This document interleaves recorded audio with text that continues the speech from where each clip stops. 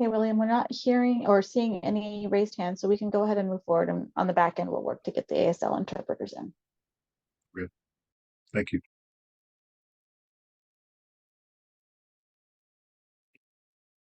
Thank you all for your patience. We'll now continue.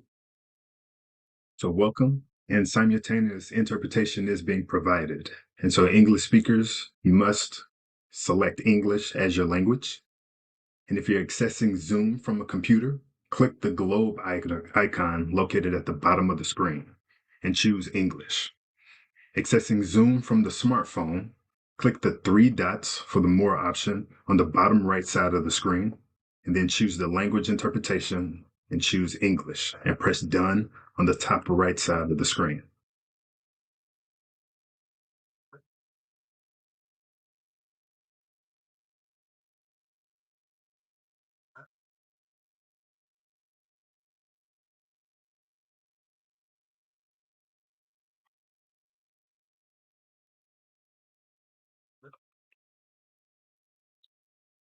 So good evening. Thank you again for your patience as we work through these technical difficulties. You know, we've been doing this for quite some time since the Rona, and, you know, it still finds a way to come and get us. However, we're still here, and I appreciate y'all for taking the time and for waiting. So I am William Turner IV, an air pollution specialist who has embarked on a journey to help CARB's initiatives, and that is to clean California's air. So I work in the heavy duty strategy section where I help implement the Clean Truck and Bus Voucher Incentive Project by evaluating manufacturers that can participate in the program. And in addition, I'm a temporary lead for the evening community members, or excuse me, evening community meetings. And so I enjoy this because I can continue to learn about CARB's initiatives and to listen to you, the community. So thank you again for being here. And before we get mired in the details, there are a few housekeeping items we must address.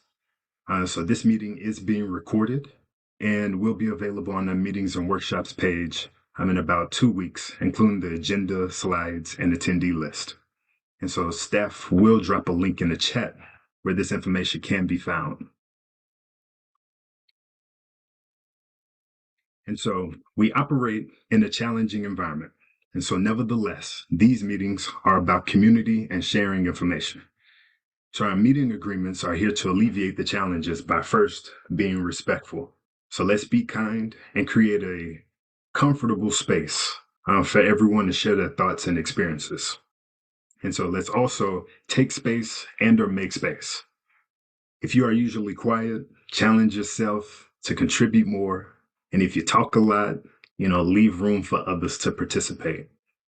Then also let's listen to understand. So listen without judgment or jumping to conclusions. And then we must also consider equity. And so we may not all agree on the how, but we may all agree on the what. And so we can all aim to develop solutions with fairness and equal treatment in mind. And so people from all over California are here to work on the clean transportation incentives. And these diverse perspectives can help us overcome barriers. And so with these agreements in mind, let us continue. And so what's the purpose of the evening community meetings? And so our annual funding plan development process involves daytime public workshops and work group meetings on various incentive projects. However, we understand that community members face unique challenges attending these meetings compared to representatives from industry, government, and non-governmental organizations. So CARB continues to host evening community meetings to make it easier and more accessible for community members to engage with us. And so our goals for these community meetings are to provide a space for community voices and priorities and brainstorm solutions for clean transportation needs, highlight key funding plan information, and foster ongoing communication between staff and the community.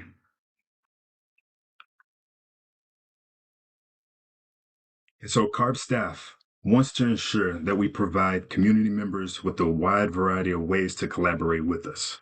And one way to collaborate with us is to participate in these evening community meetings. However, we do understand everyone may not feel comfortable speaking in these forums. And so you may also meet with us one-on-one, as we do have an open door policy. And you may also complete the community survey to provide feedback. And so, um, yes, so one of my staff members will post the link in the chat where you can contribute to that survey. And so let's discuss today's agenda. So for today, we first have our special guest from the California Energy Commission, Mark Wenzel, to present electric vehicle charging, followed by a presentation from Brianna Rocha on innovative small e-fleet pilot project fiscal year 2023 to 24. We also have our final presentation from Leilani Viramontes on Clean Transportation Equity Incentive Symposium Overview. We will then take a 5-minute break and return for community questions and answer session. And after each presentation, there will be time for questions and answers. And I will now hand it over to my colleague Javon for questions and comments. Hi, everybody. My name is Javon, and I'll be facilitating the question period for us today. We will open the floor for everyone to ask questions about logistics, technical issues, or anything we've covered so far in the presentation. If you would like to make a comment or ask a question, please use the webinar feature to raise your hand. For those using Zoom online, please click on the raise hand option on the Zoom navigation bar under the participants tab. For those using Zoom on mobile application, please click on the raise hand option in the More tab.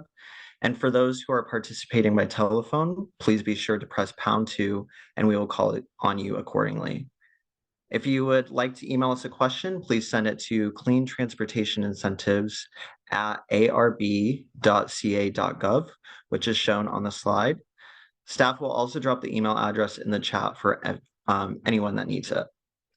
Please include your name and affiliation, if any, along with your question in your email.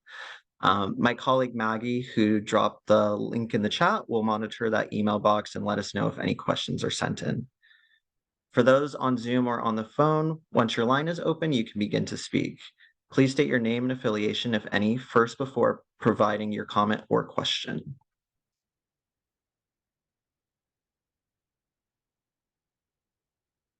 And I think we may not have questions now, which is great. We can go ahead and resume. And now we'll hear from Mark Wenzel. Hi, good evening. My name is Mark Wenzel. I'm with the California Energy Commission, or CEC. We'd like to talk to you tonight about what we're doing on EV charging. Very broadly, CARB has the lead on vehicle regulation and incentives, and CEC has the lead on the infrastructure regulation and incentives. By infrastructure, we mean EV charging stations and hydrogen fueling stations, although I'm not going to talk much about hydrogen tonight. There are plenty of examples where the work that CEC and CARB does intersects or overlaps, and we try to coordinate and collaborate.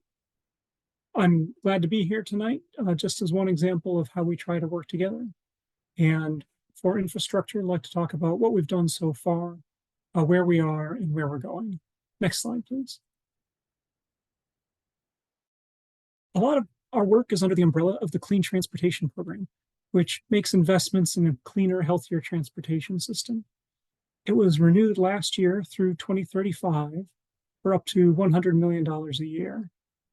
That base funding has been supplemented with significant investments in recent years in the General Fund and Greenhouse Gas Reduction Fund. Next slide, please.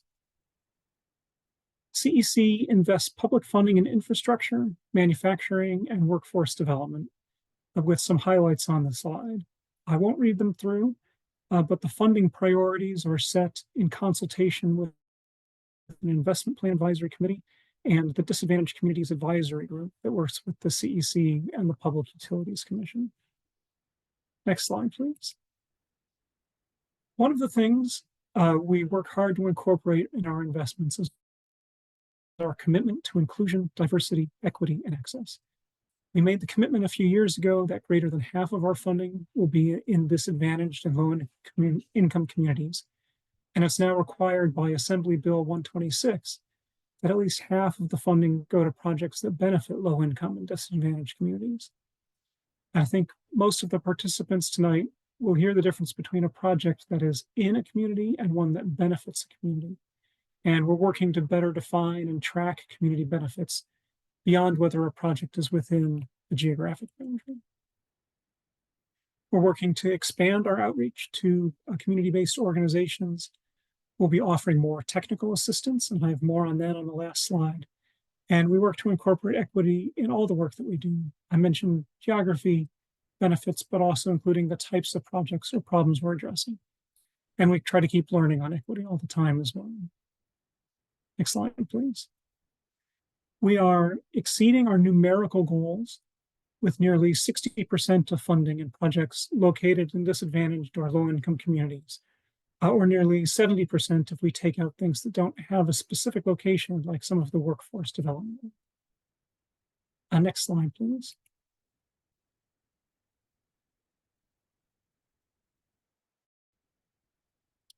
Oh, I may be off one. So this is the slide about the numerical goals with nearly 60% of the funding in projects in low-income and disadvantaged communities. Next slide, please. How are we doing so far? So for passenger vehicles, we now have more than 105,000 chargers in California. We had a goal of 10,000 fast chargers by 2025, and we hit that last year, so 2 years early. I need to update this graph, but we're now at more than 11,000 fast chargers in California. We have a goal of 250,000 chargers by 2025, and we think we'll hit that in the next few years, but probably not next year. So we have some more work to do.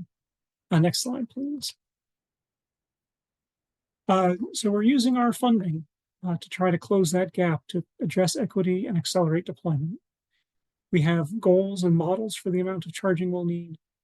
This slide shows the number of chargers our models project will be needed to support light-duty vehicles in California in 2030 and 2035. It's 1 million chargers in 2030 and 2.1 million by 2035. Next slide, please. We also calculate the need for chargers for medium and heavy-duty vehicles.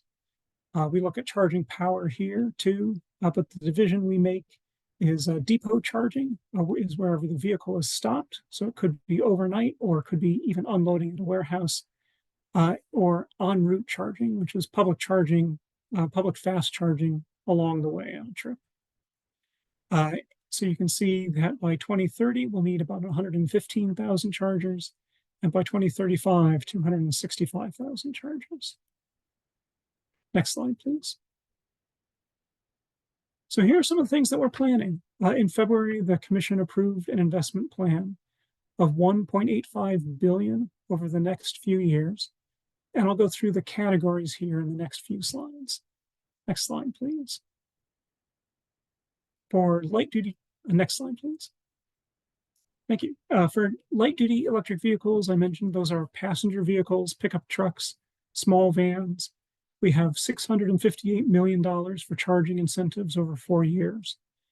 We're using 2 kinds of funding programs. One are rebates, which we sometimes call our block grant programs, and grant funding opportunities.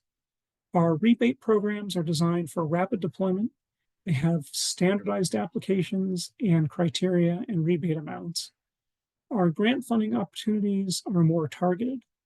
For example, we've had opportunities for charging in multifamily housing, to serve rural drivers, and for drivers for transportation services like Uber and Lyft. Next slide, please. The medium and heavy duty trucks, vehicles, those are trucks and other bigger vehicles, buses. We're planning to deploy $1.15 billion over the next 4 years, including nearly $400 million from this year's funding. And we use the same kinds of funding mechanisms, block grants, and then the grant funding opportunities. Next slide, please. Emerging opportunities are sectors that are early in the transition to zero emission. So they include airplanes, aviation, marine, and rail. And we also include in this category what we call vehicle grid integration. So ways of using technology in chargers or vehicles to support grid-friendly charging, charging at the times when there's the most renewable energy and when the grid is best able to support it. Next slide, please. And we also fund workforce training and development and for quite a long time. These are projects we've done with community colleges, high schools, and others. And that funding has continued as part of the base funding for the Clean Transportation Program. Next slide, please. So not included in that 1.85 billion for state funding are a couple of federal funding opportunities. One of them is the National Electric Vehicle Infrastructure Program, or NEVI. This will provide DC fast charging stations along corridors spaced no more than 50 miles apart throughout California.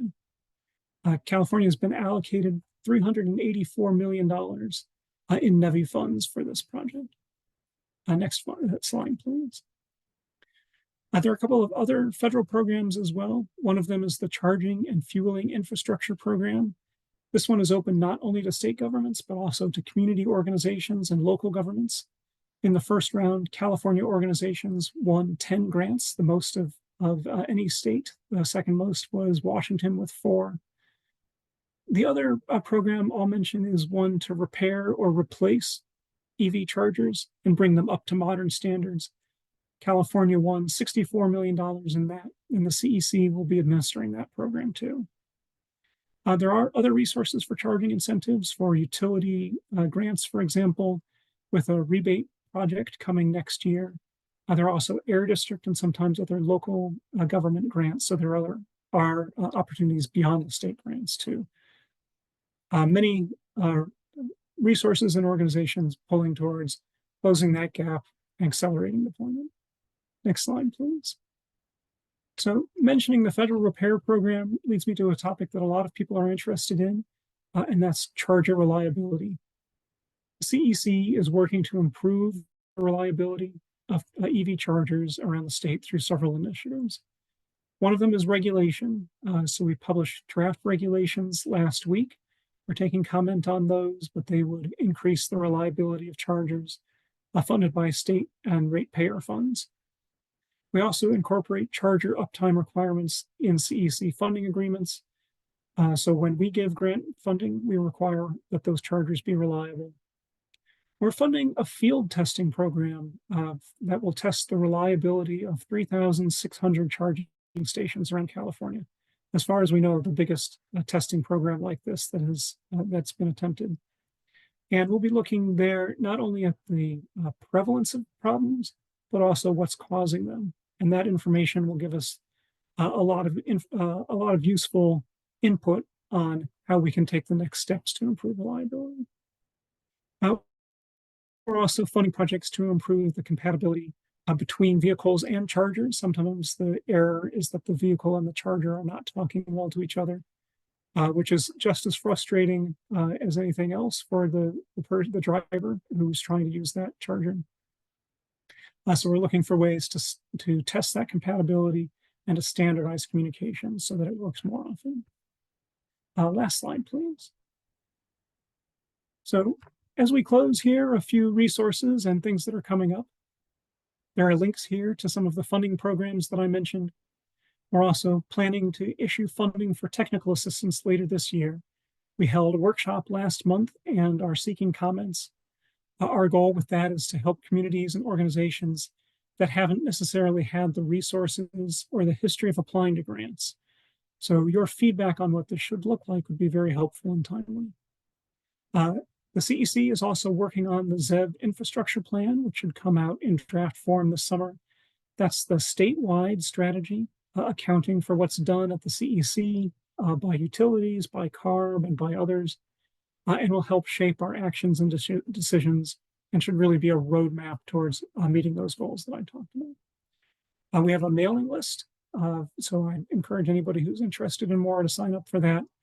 And finally, please feel free to reach out to me and I'll try to answer any questions or find the person who can. Thank you.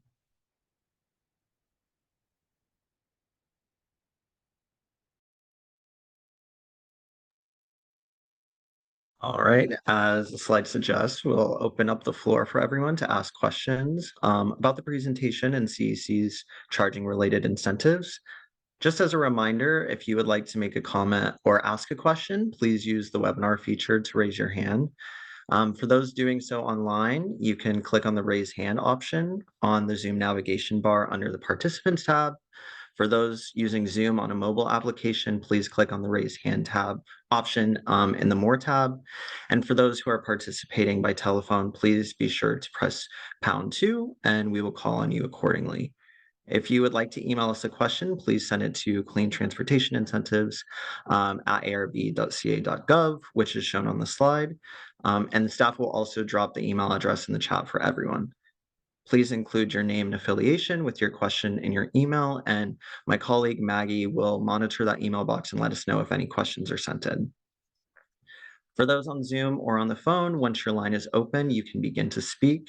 Please state your name and affiliation, if any, first before providing your comment or question. Right.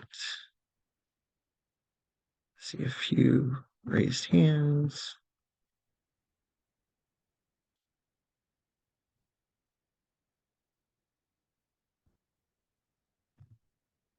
John Kazrahi, we have unmuted your line and you are free to speak.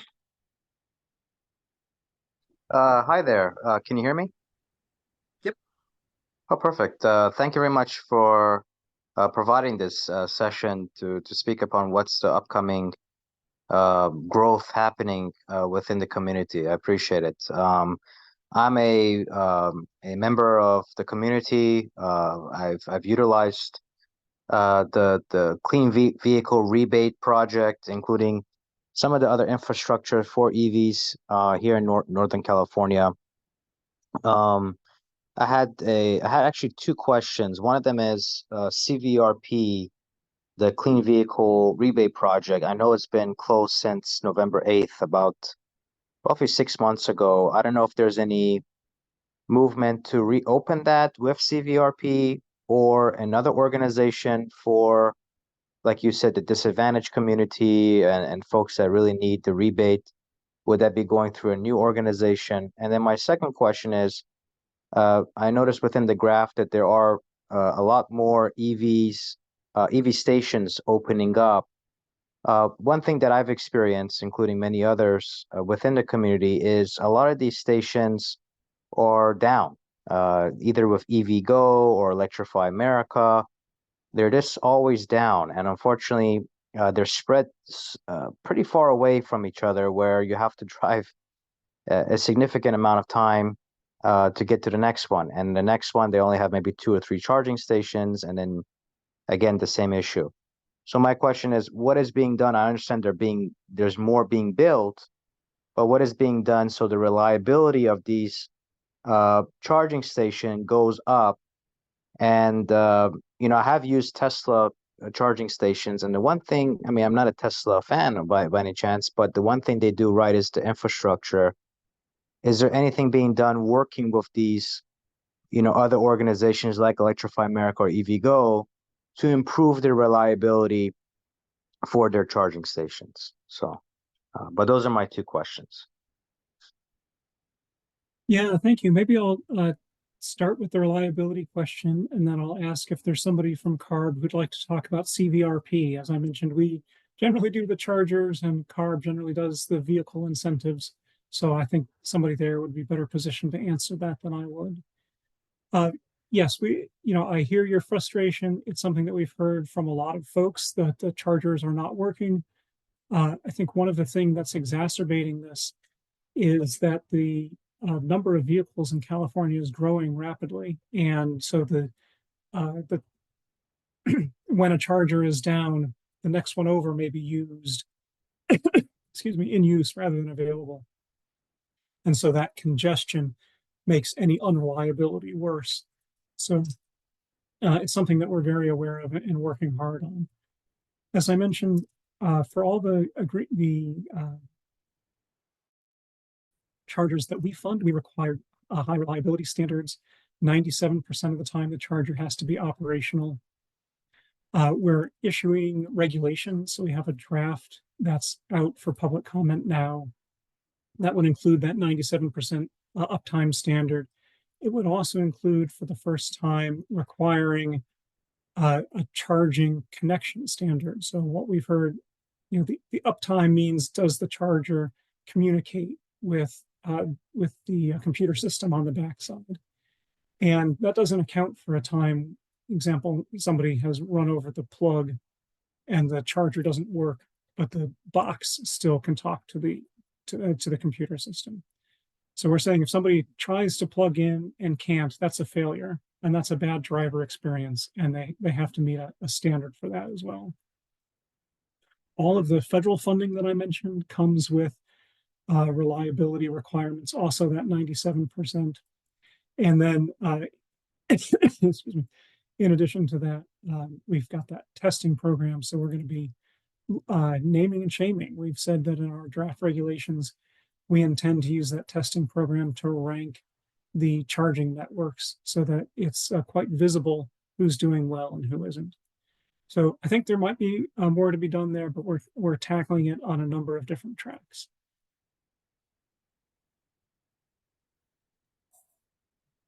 And I can take the questions with regards to incentives for vehicles. My name is Raquel Cardenas, and I'm a manager here at CARB. My team oversees the implementation of some of our light duty vehicle purchase incentive programs, namely the Clean Vehicle Rebate Project, which, as you mentioned, is closed, as well as our financing assistance program.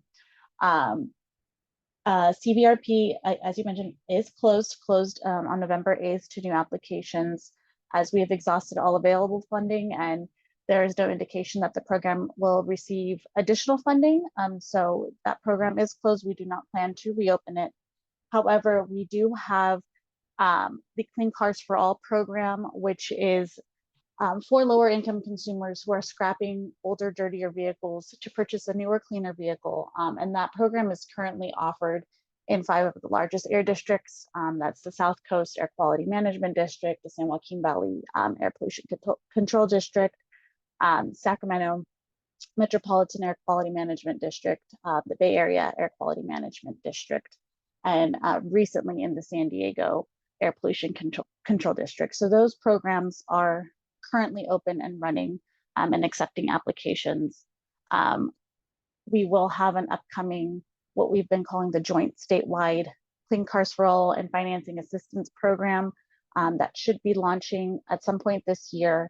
And what that does is expands the Clean Cars for All program to areas of the state that currently don't have Clean Cars for All operating in their air district, their territories, as well as provides incentives for lower income individuals who don't have a vehicle to scrap but do want to purchase a newer, cleaner vehicle. So that program is under development, but we do expect it to launch at some point this year.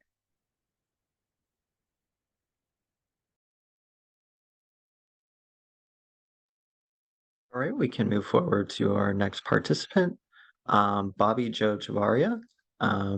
We have unmuted your line and you are free to speak. Please remember to state your name and affiliation, if any.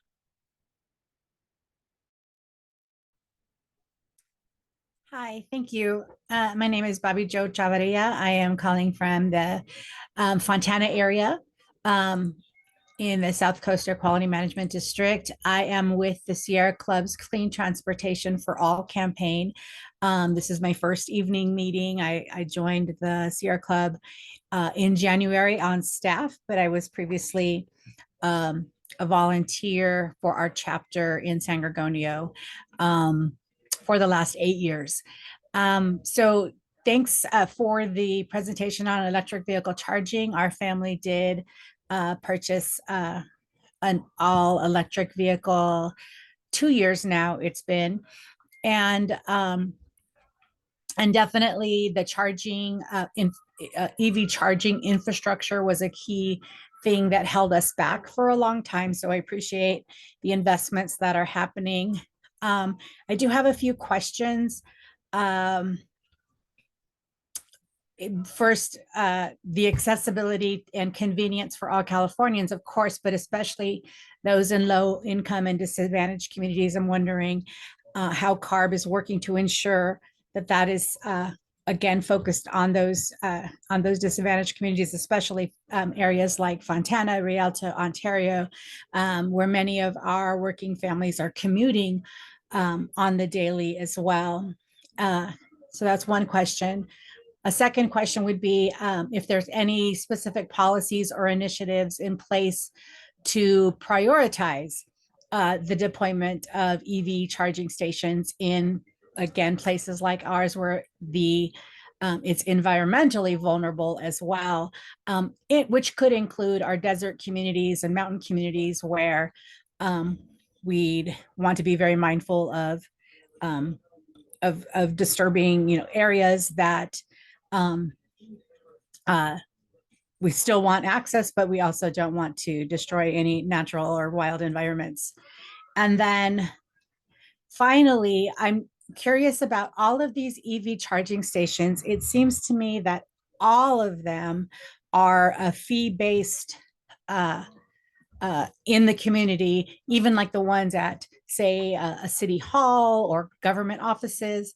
And I'm curious to one, know how those contracts are and rates are being calculated, and then on the flip side, is there any possibility of actually making some of these projects using, say, community solar, so that we could actually do low cost or no cost charging, especially again in the areas that where we have extreme poverty, working families, long commutes, and that really, which could be a stumbling block for so many people, especially in spaces where there's a lot of folks who don't actually own the land that they or own the land or the home that they are living in, and thereby not able to install their own unit EV charging units. So thank you.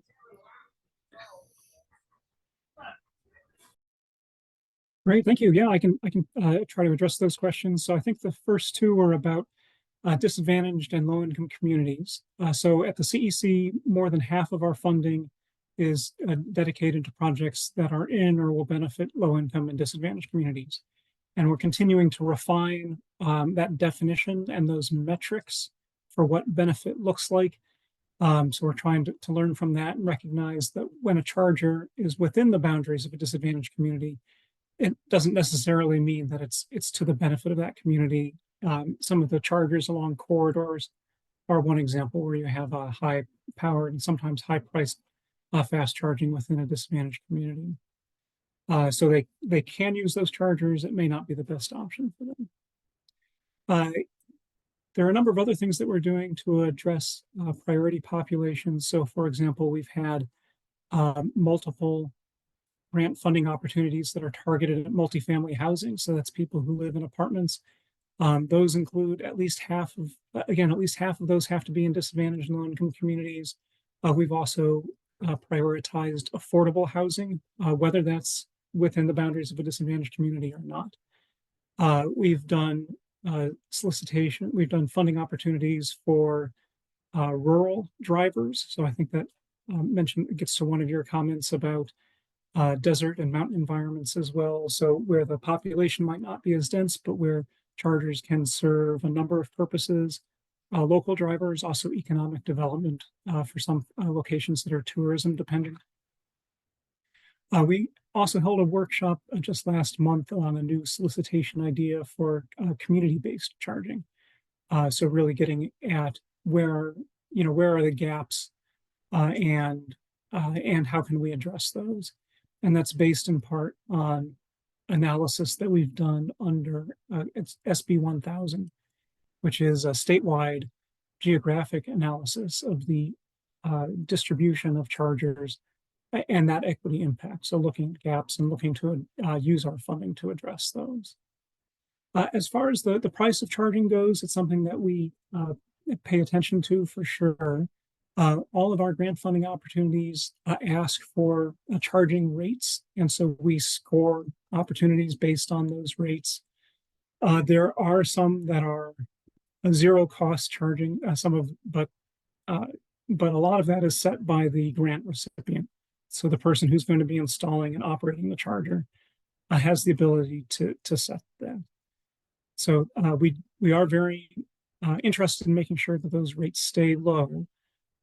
You mentioned, when I mentioned vehicle grid integration, some of that is about timing the use of the chargers for time of use rates or renewable energy to make sure that those costs are as low as possible, and aligning those costs with the grid impact as well, so that there's an incentive for people to go to the lowest cost and least impactful charging. So that's a big issue as well. And as time goes on, we expect to continue to be doing more on that, expanding some of our pilot projects.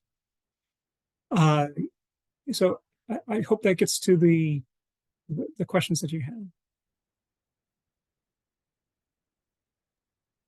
Great, thank you, Mark. Our next participant is going to be Robina Sewell. I'm unmuting your line right now. You can speak. Please state your name and affiliation, if any.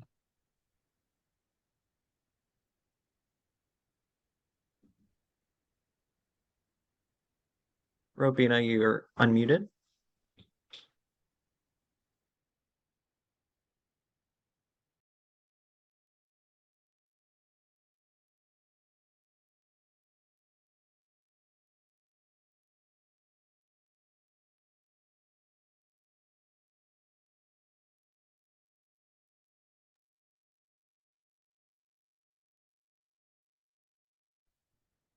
Robina, you may need to unmute yourself.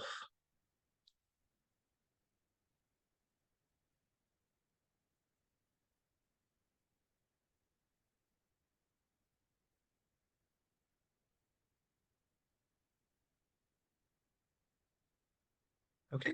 We might move to the next participant, but feel free to send your email to Maggie with the email listed on the slide, or we could circle back to you at the end.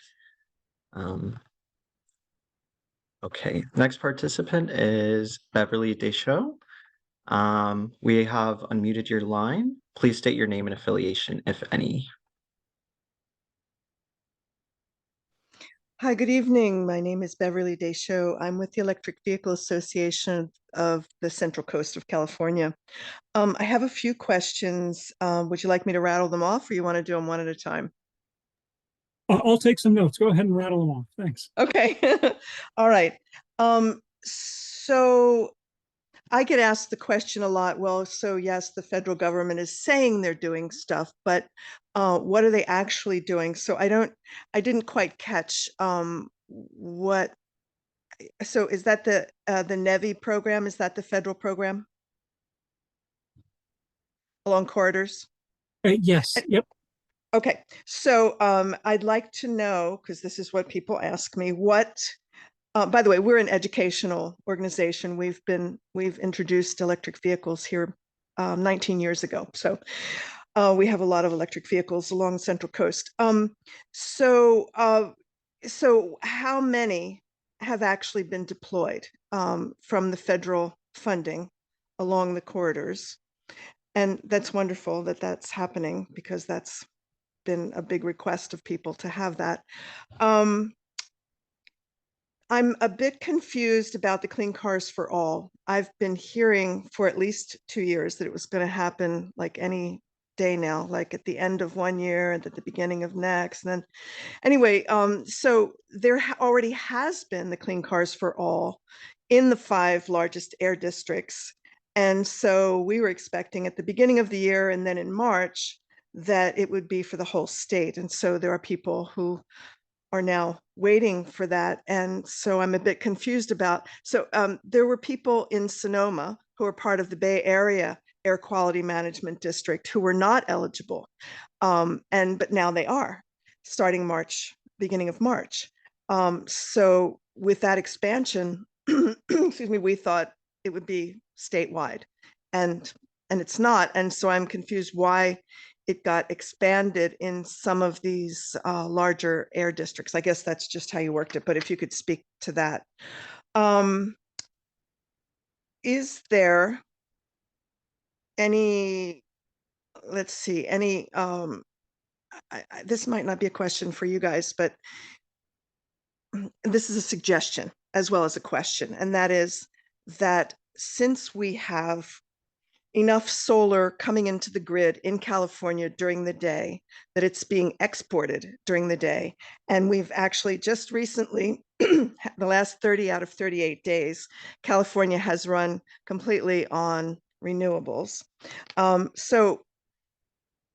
a good incentive would be to have people charge during the middle of the day, or when we are having solar coming into the grid. I try to do it at that time, but I have the luxury to do that. A lot of people don't have it because they don't have charging at work or whatever. Yeah.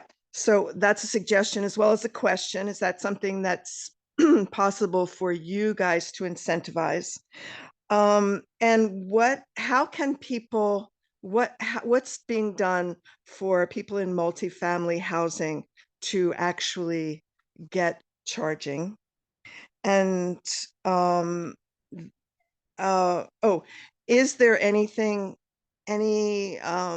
decisions being made about curbside charging? The UK has a lot of it, and they have a bring your own cord, which is really smart because that's some of the vandalism we see, is that people cut the cords. So for people to bring their own cord, and then they have what will work for their car. Is there any talk of, or action, in fact, for there to be curbside recycling charging for people who don't have access in their single family homes? And lastly, what is there going to be NACS adapters on the charging stations anytime soon?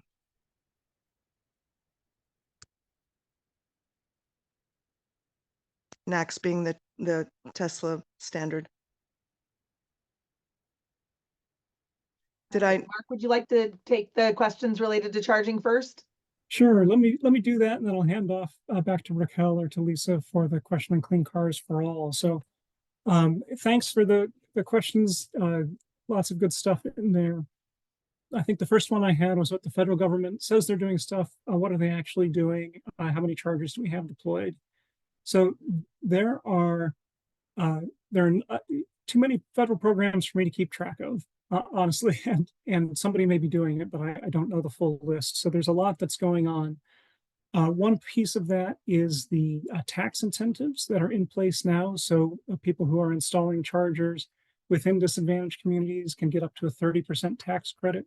So that's a real incentive both to install the chargers and to do it in disadvantaged communities. There are a number of grant programs. I'm sorry, I'm going to slow down for the interpreter. I tend to talk too fast. There are a number of grant programs. I mentioned the charging and fueling. That one was announced just earlier this year, so those projects are just getting underway. There was another set of grant programs announced today that includes some of the smart charging that you were talking about. So there is an awful lot going on there, and I don't have the full list, but there's a lot that's in progress. On NEVI specifically, California is managing those funds, and we are, I think, very soon going to release the result of the first round of funding. So we're hoping to get those projects started very soon as well. And we're also hoping to start to open the window for applications for the second round of funding soon as well. So it does, in government, it often takes some time. And in this case, we have the federal government with their requirements offering to the California state government. And then it's transportation funding. So it goes through Caltrans. And we're working with Caltrans to deploy that. It's been a good partnership, but it's taken a little bit of time to figure that out and get these two agencies to work together as well as we should. So that funding, I hope we have good news to announce on that soon, but I hear you on that, and we'd love to see those getting deployed as well. I think the second charging question was about solar and incentives to charge during the middle of the day. The organizations that set those rates are the utilities. So we do work with the utilities. The ones that are owned by investors are regulated by the Public Utilities Commission, which is yet another California state agency. So we work closely with the Public Utilities Commission. And then the municipal utilities, the ones that are owned by their customers are owned by a city. Those are regulated by the board of each of those utilities. So they set rates based on a lot of different factors. There's a lot of conversation now about how to use that solar during the middle of the day and make the best use of it.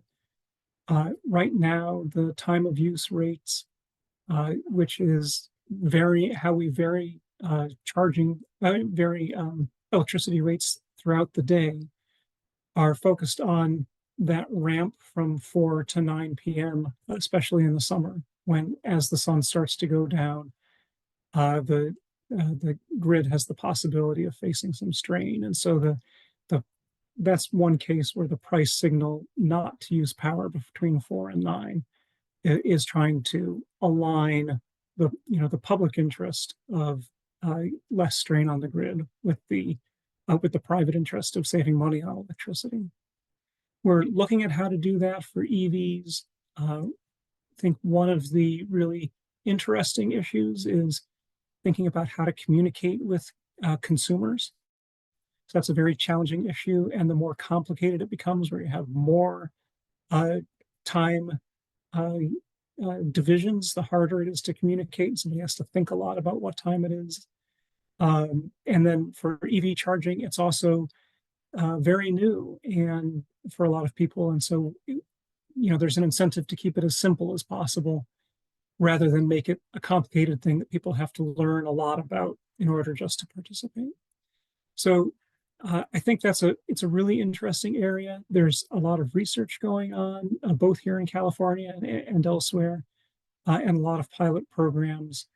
We are funding one on the demand signals that has a number of really interesting projects, and our commission is approving those. Approved, I think, 4 of them just a couple of weeks ago, and has some more coming up. So we would love to see good results from those that we can expand and figure out how to get that customer piece and utility piece and the generation piece all working together. On curbside charging, we have funded some of those as well.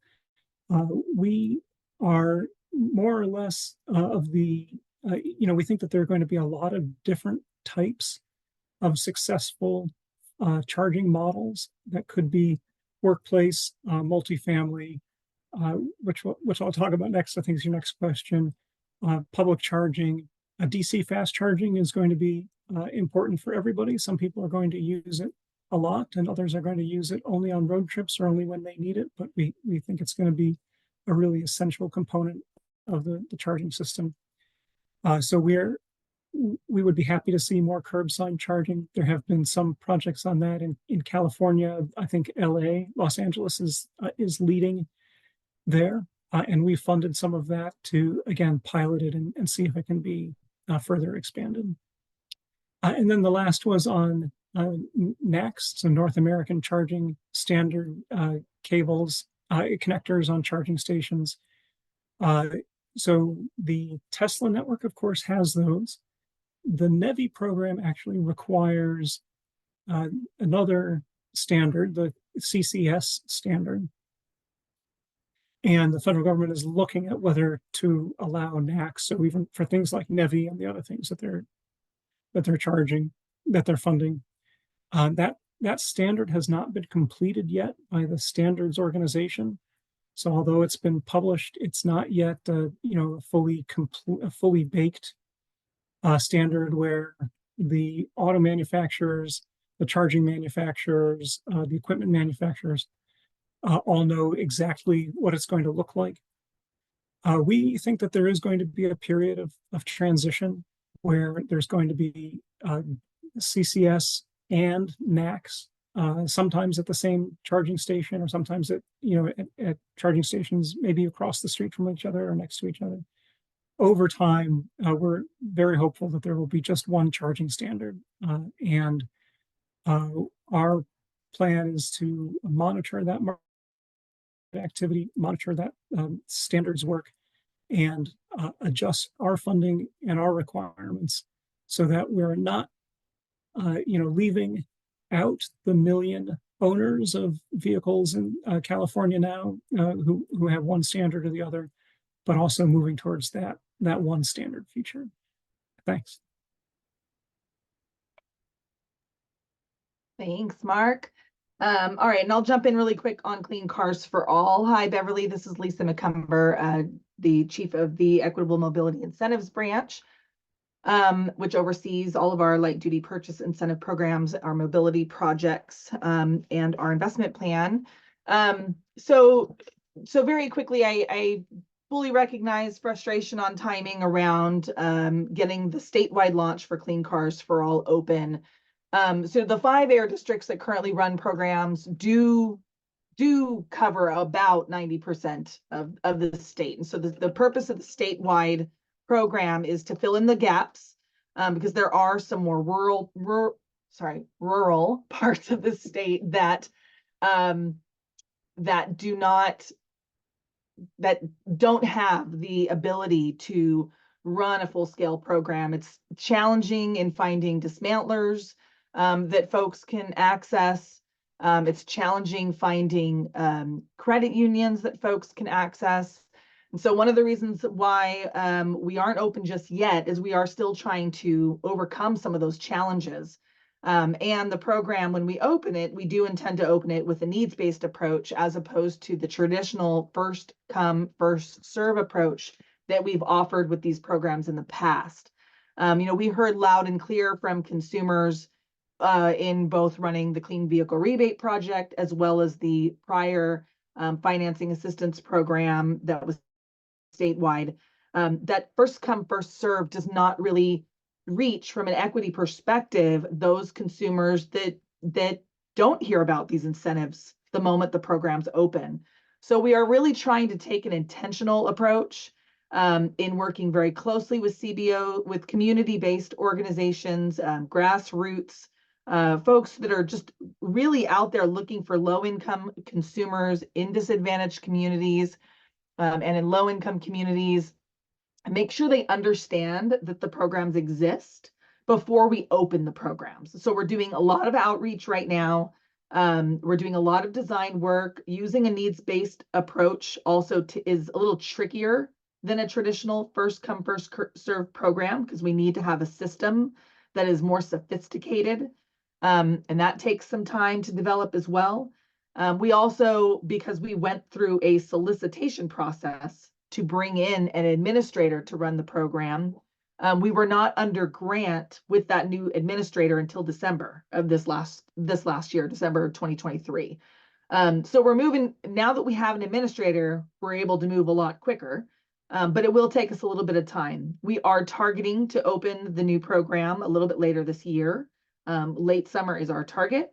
And again, it will really just be filling in the gaps from where the air districts currently aren't able to reach.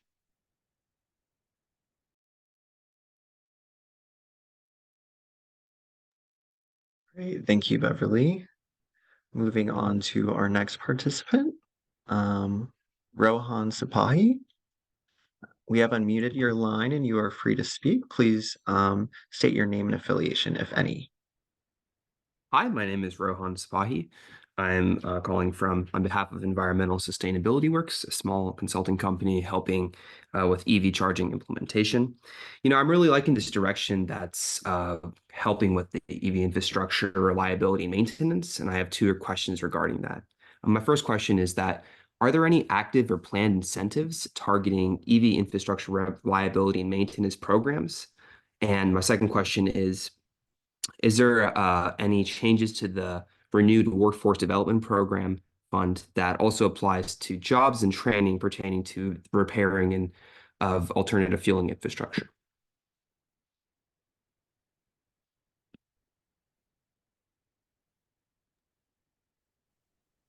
Hi, thanks for those questions. So on the first one on active or planned incentives for reliability and maintenance, when we do our funding opportunities, it's usually to install chargers. Within those, we, as I said, we require the recipients to operate the chargers for a period of time and in a state of good repair so that they're meeting that 97% uptime requirement. In doing so, we also require, as part of an application for funding, an operations and maintenance plan. And then we allow recipients to include as eligible costs in their funding and their application, service level agreements, warranties, operations and maintenance, networking fees. All of those are designed to make sure that we're not just requiring good performance, but providing the resources and funding to make it happen. So the other funding opportunity that I mentioned is the federal program on charger repair. And that's going to be repair and replace to bring chargers up to modern standards. I believe those are going to go to specific. We haven't announced I should back off and say we haven't announced the final solicitation on that one yet, how that will work. But it will, whether the degree to which that repair is ongoing or that O&M is ongoing, I think is something we're going to have to look out for. As far as workforce development, I'm sorry, that's not my area of expertise. I'm going to have to get back to you on how that relates to the EV charging maintenance in particular. Thank you. And I have a quick follow-up on that first point you made. Would this funding for, like how you guys said, replacing and bringing up existing chargers to modern standards, is this really mostly focused on like the standardization of the protocols, like NACS being the first thing that comes to my mind with everyone trying to push towards that? Or is this really kind of a broad sweeping grant program that's focusing on all aspects of repair and maintenance? Yeah, when it comes out, it'll have all of the details. When I say modernization, one example would be taking fast chargers that are 50 kilowatts or even lower. There are some out there that are direct current chargers that are as low as 20 kilowatts. So taking those chargers and updating the station to 150 kilowatt or higher chargers. So there will be more details on what's eligible and how to apply. I'd encourage you to sign up for our email list, which will have an announcement of a workshop to guide those decisions. And then once it's completed, the grant funding opportunity itself will have all of the details in it. All right, thank you very much. Thank you. Thank you. There are no more raised hands at this time. And I don't think there are any emailed questions, so we can move forward to the next portion, to Brianna.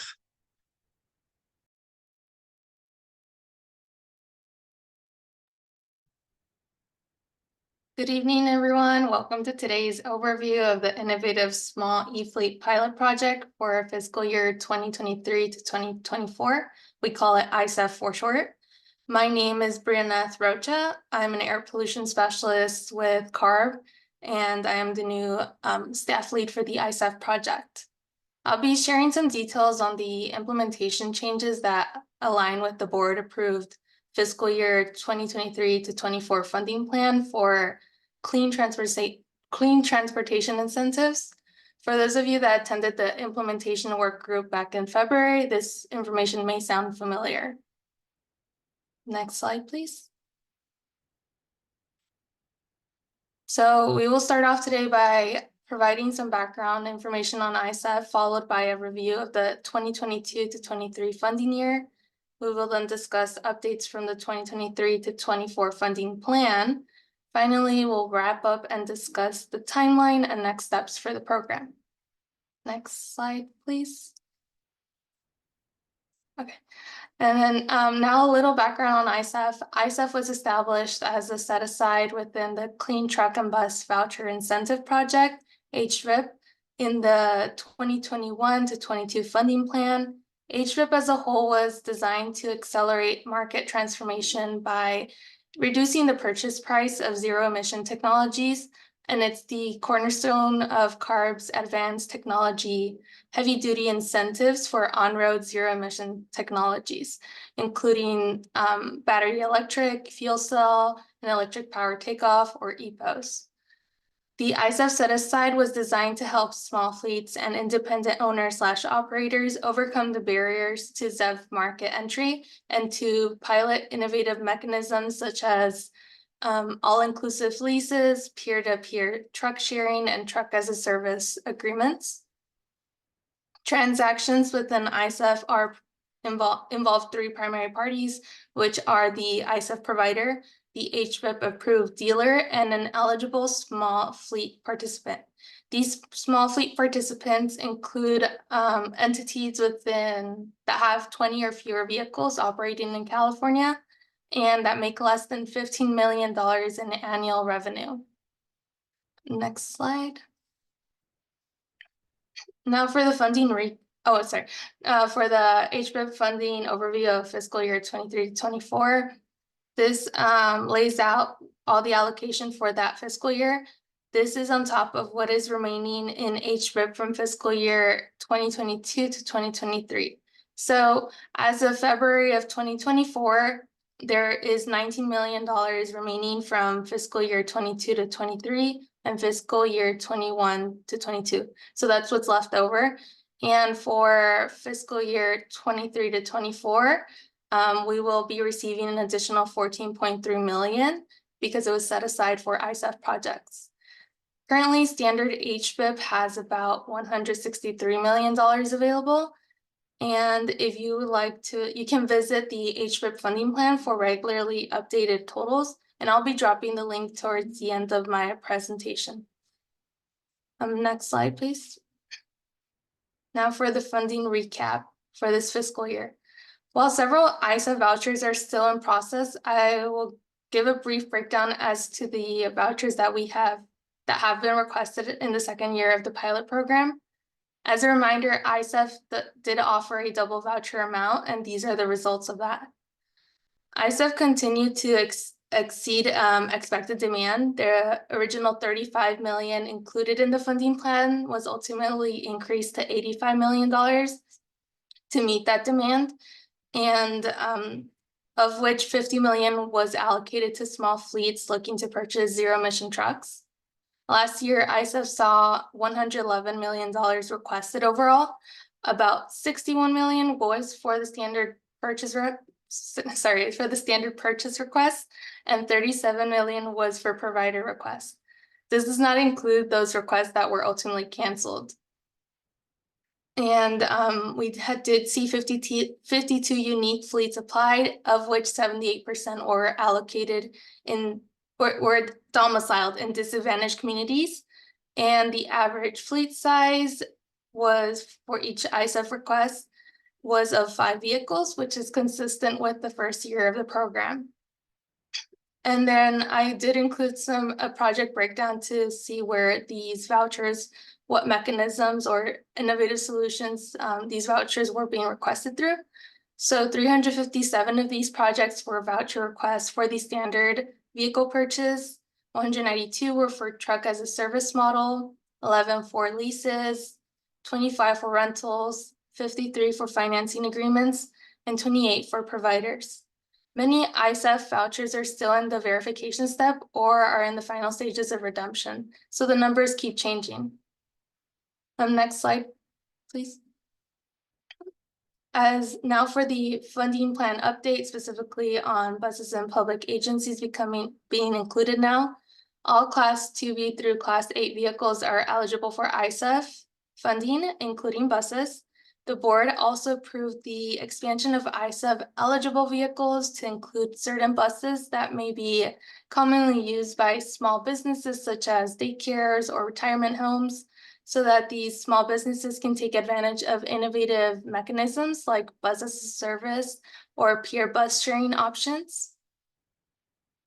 And public agencies with 20 or fewer vehicles may now participate in ISAF requests. And then you can find eligible fleets by looking at our HVIP eligible vehicle catalog, which I will also include the link for towards the end of the presentation. I'll put it in the chat. Next slide. And now for the update on the small fleet definition.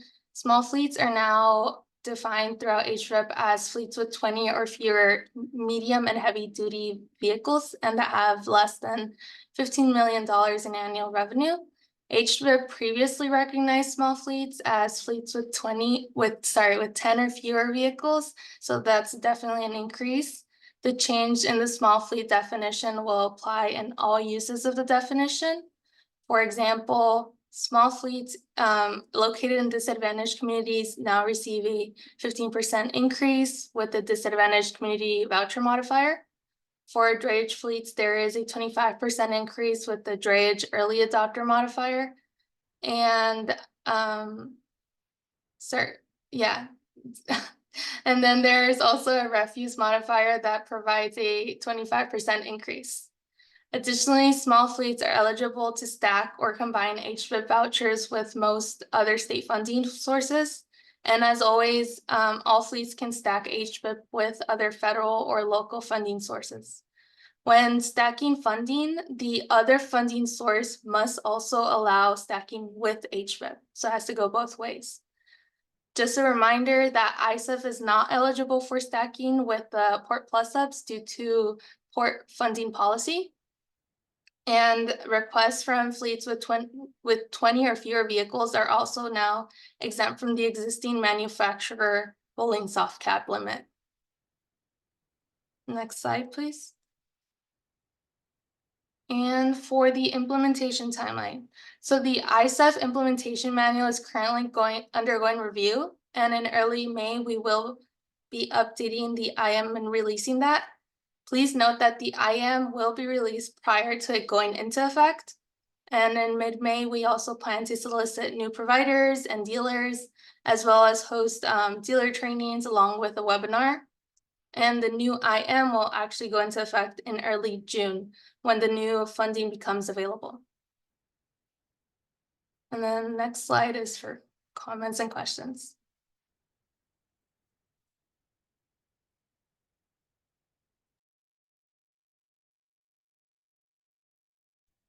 Great, thank you, Brianna. As the slide suggests, we'll now open the floor for everyone to ask questions about the ISAF project. Just as a reminder, if you would like to make a comment or ask a question, please use the webinar feature to raise your hand. For those using Zoom online, please click on the raise hand option, which is on the navigation bar under the participants tab. For those using Zoom on a mobile application, please click on the raised hand option in the More tab. And for those who are participating by telephone, please be sure to press #2 and we will call on you accordingly. If you would like to email us a question, please send it to the email listed on the screen, cleantransportationincentives@arb.ca.gov. Staff will also drop the email address in the chat for everyone. Please include your name and affiliation along with your question in your email, and my colleague Maggie will monitor that email box to let us know if any questions are sent in. For those on Zoom or on the phone, once your line is open, you can begin to speak. Again, please state your name and affiliation, if any, before providing your comment and question. All right. We have Bobby Chavarria again, and you are free to speak. Please state your name and affiliation. Thank you. So Bobby Jo Chavarria, again with Sierra Club Clean Transportation for All.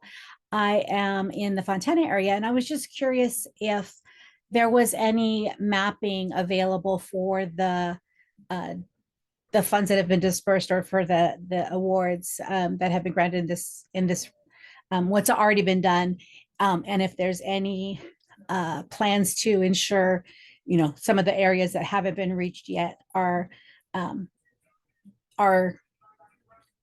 incorporated next, like, have priority, I guess that's the question. So as to your first question about the map, to my knowledge, I don't think there's a map, but I would have to refer back to the HFIP website. That's where we publish our data and include those type of infographics.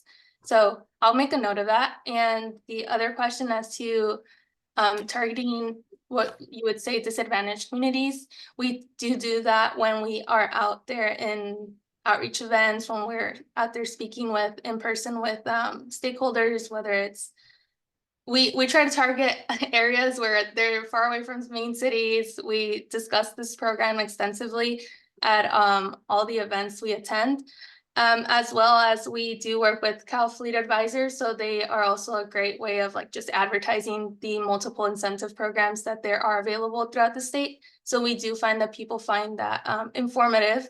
So it is a top priority for us to reach those areas where information may not be properly targeted.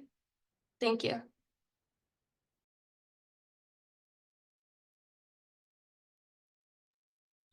All right, next we have Caroline Delcourt. Your line is unmuted. Please state your name and affiliation before you can speak. Yeah, thank you. This is Caroline Delcourt from Delcotech Consulting. I've been helping small fleet in trying to get procure funding for to support the purchase or lease of zero emission vehicle. So I want to know in this ISAP, I understand the main is to support small fleet, right? So does it has to be if somebody want to become a provider of the service, because it says it's anything that's innovative mechanism, right? That you can provide and support the small fleet in acquiring zero emission vehicle. Will the ISAP fund a new program that is more related to a technical assistant that eventually will lead to and support small fleet in acquiring zero emission vehicle, or the provider program must involve a physical truck, a physical vehicle deployment? I will refer back to just one moment. I'll refer back to the previous question about the mapping. We do have a mapping tool available on our HWIP website. So I'll include the link right after I finish these comments and questions. And Caroline, as to your question about a more technical approach to assistance, right now the program is, while it's innovative, did someone say something? While the focus is to provide those innovative options, it's currently based on the deployment of physical vehicles, but we're always open to new proposals. So this new concept that you're bringing up about technical assistance, it's a good idea, and I'll definitely bring it up to my team. Thank you. Thanks, Caroline. Also, I think William put the link in the chat that you were just referring to, so feel free to check that out. I don't believe there are any more questions, so I think, William, if you want to hop back on, I think we're gonna, oh, sorry. Beverly Deschaux. Feel free, you are unmuted, feel free to talk. Can you state your name and affiliation, please? Hi, Beverly Deschaux, Electric Vehicle Association, California Central Coast again. It's hard to believe that we're considered rural since I live in the city, but yes, we are considered rural. I'm sorry, I need to go back and just make one comment about the NACS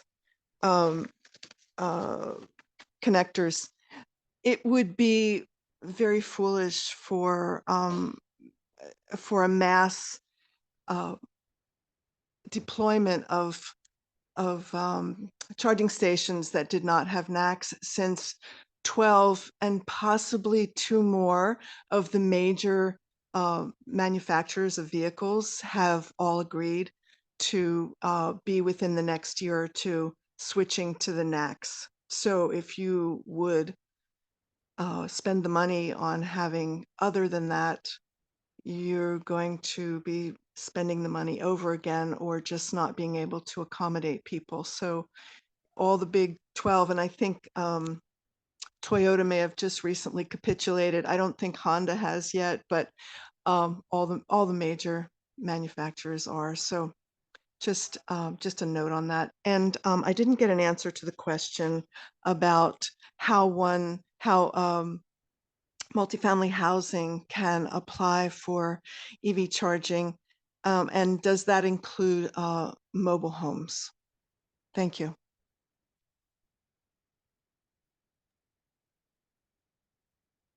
Sure, I can take those. So thanks for the comment on NACS. I hear you. I understand where you're coming from. Thanks so much. On multifamily, we have both the block grants and the grant funding opportunities. The block grant that has been offering level 2 charging is Communities in Charge. And the link is on my presentation, but it's thecommunitiesinCharge.org. That is the rebate project.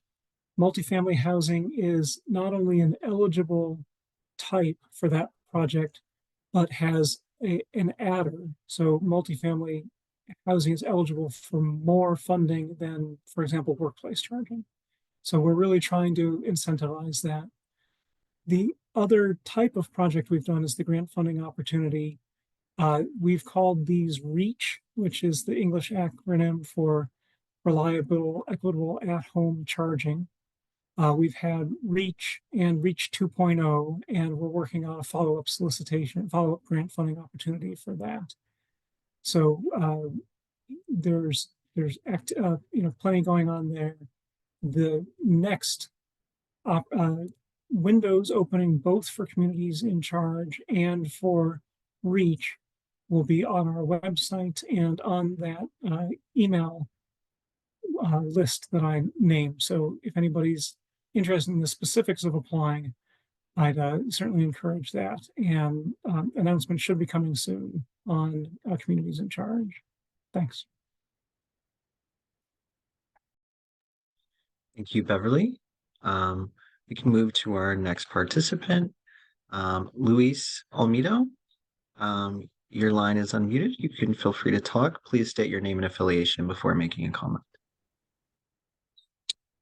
Yeah, hi, good evening. My name is Luis Olmedo. I'm the Executive Director of Comité Cívico, located in Pure Valley. And the comment that I have is, well, actually more sharing the experience. There is, I know, a lot of interest in doing equity. However, equity a lot of times is interpreted as, well, we need to educate them more. But in reality, the equity that is needed is in capital.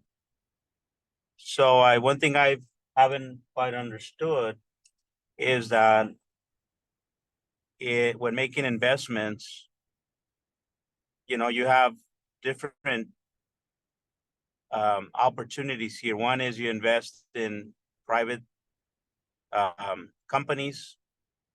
You invest in Wall Street owned companies, investor owned. You could invest in cities, publicly controlled type of organizations or nonprofits. And so there actually is a way to maximize benefits, because we're in California, but any state can do this, maximize benefits in California. So I'll give you an example, like a nonprofit. Like, for example, we are building fast EV chargers, and we're an environmental justice organization. One thing that we find is like, well, not only are we building chargers, we're proving that we can build them as an environmental justice organization. And then we realize that as a nonprofit, you return that money back and reinvest it in the community in which you work. Therefore, you pay utility, you pay energy demand, you're making investments, you're multiplying the amount of return for California. In a way, like, we're suffering from budget deficits in California. In a way, you're getting a return if we build California controlled reinvestment type of models. And, it's just simple mathematics. And And I just don't quite understand how this hasn't been sort of a revealing, obvious model for California. When we talk about equity, I also kind of been doing calculations and have said, I know that a lot of the rebates, incentives are being sold to us as like, oh, it's 50% cost share, but it's not 50%. Once you start doing work in disadvantaged communities where infrastructure is hardly existent, you're talking about that 50% shrinking to 40%, 20%, 15%, you know? So those calculations are inaccurate. But also when I talk about capital as being an equity component, it's let's say in a scenario where the state is saying, which those amounts don't add up, state is saying we'll pay 50% of the cost share, whereas whether it's we'll talk about EV charging stations.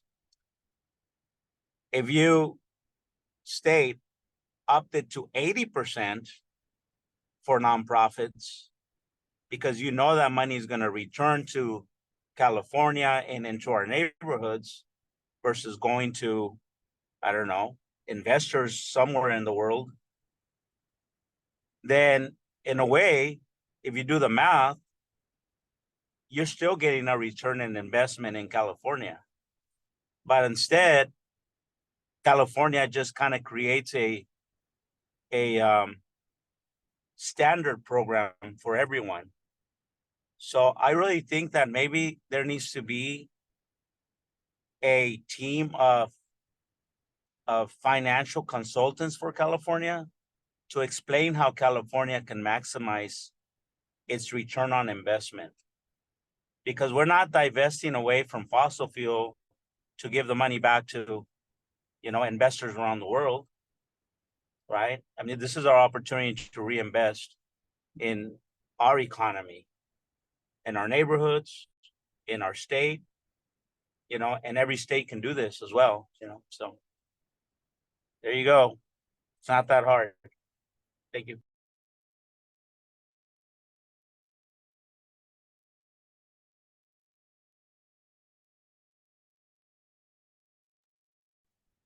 Very good. Thank you for that suggestion.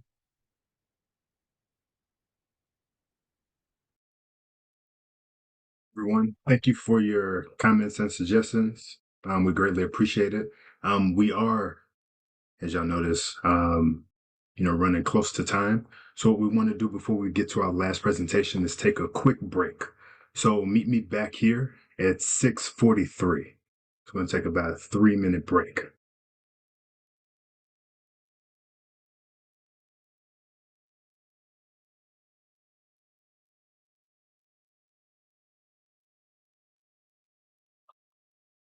All right, welcome back. So now we'll hear from Leilani.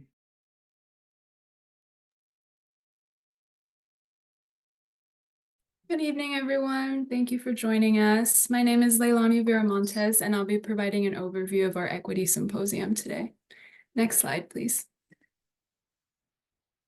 CARB will be hosting their second annual Clean Transportation Equity Incentive Symposium on Thursday, April 18th, which is 2 days from now, from 9 a.m. to 5 p.m. at the California Environmental Protection Agency headquarters in downtown Sacramento. The symposium is a full-day event that plans to bring together project administrators, outreach partners, community groups, and other key stakeholders to reflect on and discuss our suite of clean transportation incentive programs. This includes Clean Cars for All, financing assistance, Access Clean California, clean mobility options, and more. The event will include panel discussions, breakout rooms, and networking opportunities. The event is offering both in-person and virtual attendance through Zoom to accommodate all parties. If you haven't already and are interested in attending, you can register for the event through our Eventbrite page. I will be dropping the link in the chat. I will also be dropping my colleague Nick and I's email in the chat as well in case you have any questions about the event. The Eventbrite page will provide you with more details and lead you to our symposium website where you can find a detailed agenda. Thank you. And next slide, please.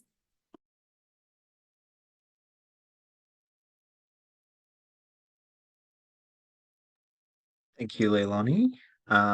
We will open the floor for everyone to ask questions about this year's symposium. If you would like to make a comment or ask a question, please use the webinar feature to raise your hand. As said previously, for those using Zoom online, please use the raised hand feature on the Zoom navigation bar, which is under the participants tab below. For those using Zoom on a mobile application, please click on the raised hand option in the More tab. And for those who are participating by telephone, please be sure to press #2 and we will call on you accordingly. If you would like to email us a question, please send it over to the email on the screen, Clean Transportation's Incentives at arb.ca.gov. Staff will also drop the email address in the chat for everyone. Please include your name and affiliation along with your question in your email. My colleague Maggie will monitor that email box and let us know if any questions are sent in. For those on Zoom or on the phone, once your line is open, you can begin to speak. Please state your name and affiliation, if any, before your comment or question.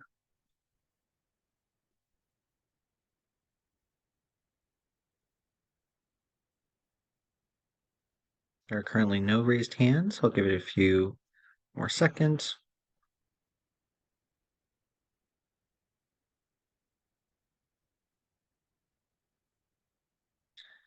All right, I'll pass it over to William.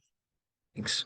Yeah, Javon, I was just thinking we can go ahead and open the floor for community questions and answers. So if the community members have a question or answer, comment or concern that they'd like to address, we do have time.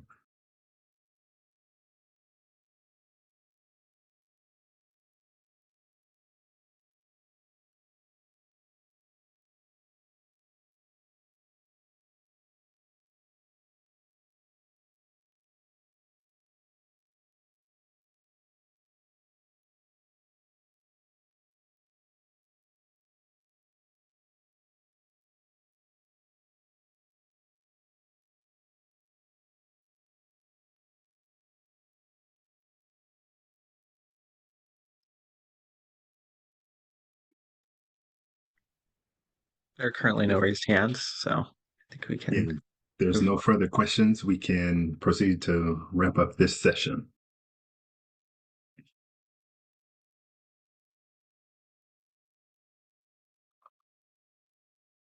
And so again, thank you all for your questions, comments, collaboration.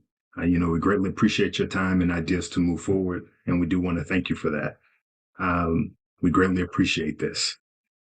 And so for moving forward, the evening community meetings will be held every third Tuesday of the month. However, we sometimes need to shift them. And so nevertheless, our next meeting will be May 21st. And before I move forward, I do want to go back to questions because Beverly, she raised her hand. And so, yeah, Beverly, let me unmute you. Oh, you are unmuted. A quick question. Thank you for taking my question. What is the actual website for Communities in Charge? I didn't quite get that address, the email address or website. Thanks. It's thecommunitiesinCharge.org, and I'll drop it to the chat in just a sec. Thanks. Thank you.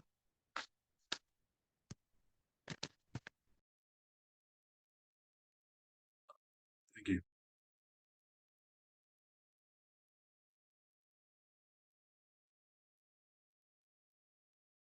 And so next slide. And so again, thank you all again for being here. So please contact us to say hi and to provide an update on how, something may or may not be working for you and your community. So we are here to listen and we do want to work together with you. And so you can reach us at our team email at cleantransportationincentives@arb.ca.gov, and staff will drop that link in the chat. And also to keep your inboxes up to date on the funding plan process, please subscribe via the listserv. That staff will also drop a link in the chat. We have one more hand. Okay, this is great. So Luis. Yeah. Luis Olmedo with Comité Cívico again. I was going to recommend I know it's a common practice to utilize these webinars, but I don't know why the chat is not enabled, but it would be helpful. You know, if there's a reason, I understand, but the chat box, a lot of times it's helpful to add things in there. So I would encourage you, given that from what I hear is the community space, for me, it would be very helpful.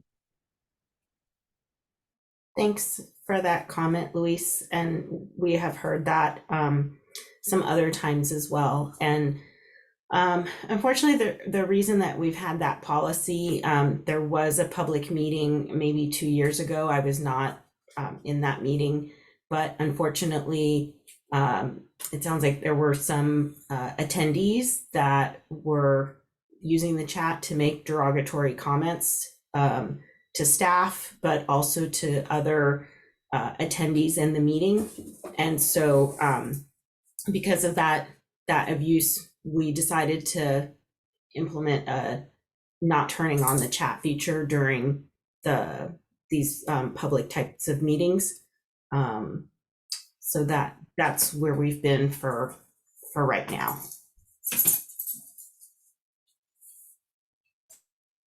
Understandable. Thank you. Luis, if there is anything that you would like to share with us, our email is on the screen, and you're more than welcome to get in contact with one of us, and maybe we can touch base and have a discussion about things you may be concerned with, or resources you would like to share, or ideas, comments. We're more than welcome to take anything that you want to offer us. Yeah, if anybody has an idea for how to solve that issue of, like, people wanting to use the chat feature, but like, what could we do to make it so that it's not abused? We're always open to that as well.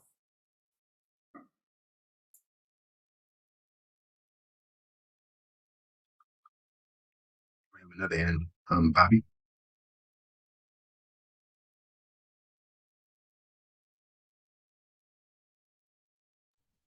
Hi, thank you. Yeah, actually, just to go off of what Mr. Olmedo was saying, for sure, a way for folks to kind of see who's in the room, so to speak.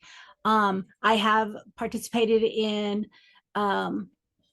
webinars and presentations where there's like certain times where you open up the chat. So like at introductions, folks can share who's in the room, put where you're calling from or where you're coming from, and then the chat gets shut down until there's like other times to open up that space. Especially during presentations, I understand like the chats can go crazy and then nobody's even paying attention, and then we're repeating many same questions. But that has been an effective way that I've experienced. So maybe sort of testing that out could be helpful at the next meeting. Again, maybe just for intros, maybe and then there is like the Q&A feature of the webinar that might be even another helpful tool where folks can see other questions that are kind of coming up, and those can be either answered during the presentations or while it's going, or offline. Now the staff will have a collection of questions for follow-up, but then other folks can also see, so that we're not repeating each other, or being assured that maybe somebody else is asking the same question that we were thinking of. So those are two different options that might be helpful. And I guess to add to that would be maybe a question of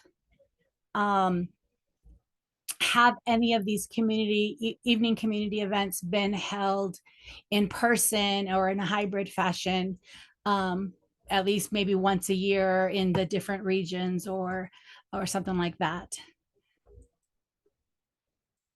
Thank you so much for your time. Thank you. And thank you for your ideas. We'll definitely talk about them. Thank you.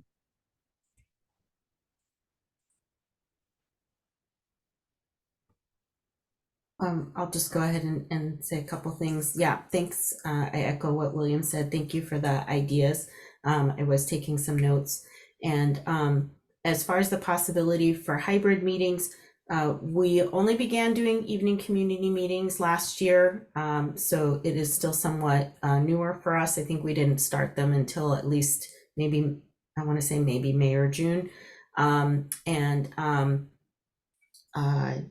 I think we could consider that as a possibility. You know, it's always like a balancing of like remote is great to allow people from all over the state, no matter where they're located, to participate.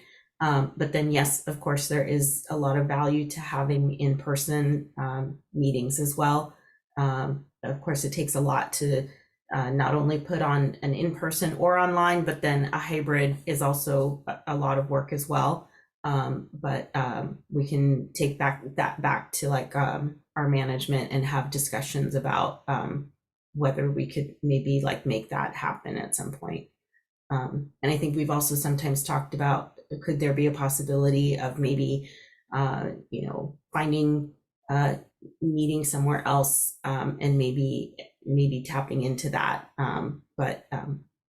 Again, that takes a lot of work as well. So all things that we're kind of discussing and thinking about.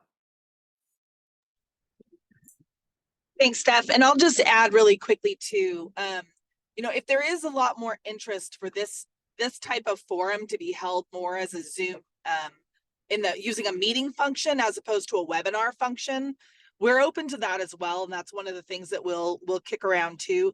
We started this out, like Steph said, we did just begin this forum. It hasn't even been a whole year yet that we've been running it. So we are very much open to feedback for how to improve it, how to make it more accessible, and how to make it more of a conversation.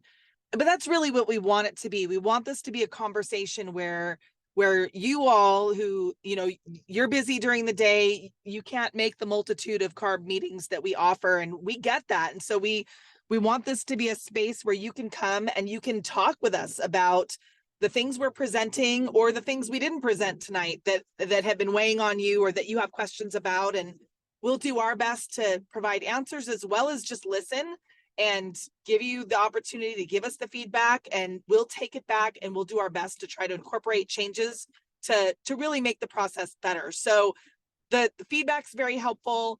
You know, the hearing folks' interest in the chat function is helpful. It is a bit challenging for us from a security standpoint, but maybe that's why moving to maybe a meeting format could be better. So we'll definitely take this back and figure out how we can adjust to make it more meaningful for you all.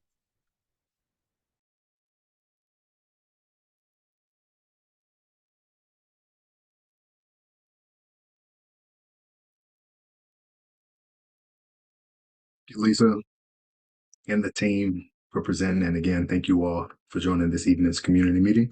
And we look forward to seeing you next month. Have a good night.